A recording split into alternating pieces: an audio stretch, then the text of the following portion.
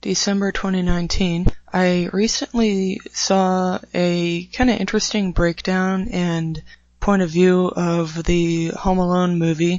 I hadn't seen that in a very long time, but the comment section of this video are also good, and I think it was by Renegade Cut.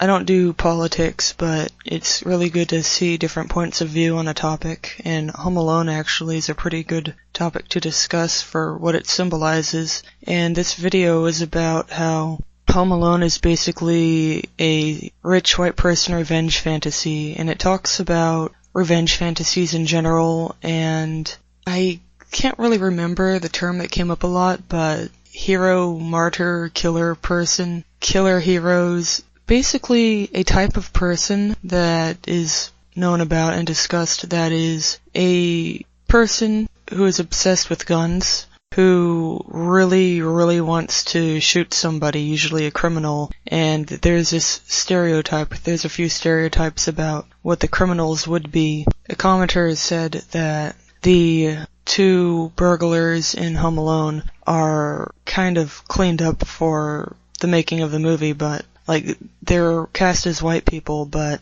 the stereotype in the target audience's head is probably not a white person.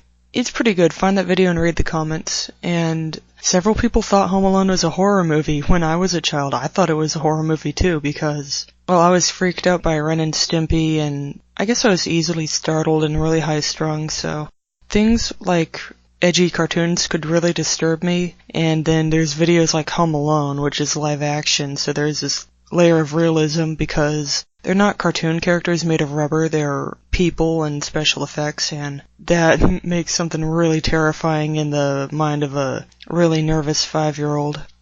Seriously, Home Alone is written like it's a wacky, zany cartoon full of slapstick violence, but it's not a cartoon, it's live action, and there's just, when you see a video of a person getting hit with bricks or falling down icy stairs, what do you think is going to happen? No, it'd be funny if it happened to a cartoon character, but when you see a live action, come on, it's a horror movie, it's horror. And I can only wonder how much actual injuries happened during the production. Yeah, so the Home Alone movie casts, well, it features this really rich upper-class family with a 3-story house or something. Really rich, and you know how it is with all of the famous people and a lot of common people too. They're the opposite of what they claim to be. And I should note that that's what the killer hero stereotype people are. They're not actually men, but they really try hard and they got something to prove, and they really want to shoot somebody, and they carry their guns around and say they openly that they can't wait to see a criminal so they can blast his head off. Now, I know I'm bringing up guns a whole lot. I personally do not have a stance on gun ownership. I do not own guns. I will not own a gun.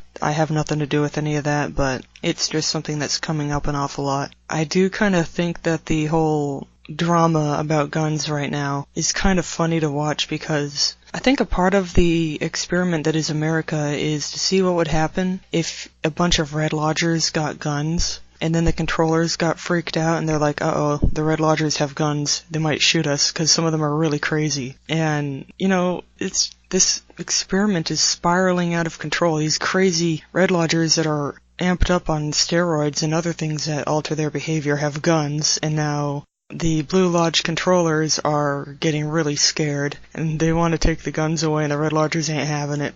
The Red Lodge and Blue Lodge thing fascinates me, but I'm afraid I don't have much material right now to focus on that, but I'll definitely try and talk about it some other time when I have more things to go off of.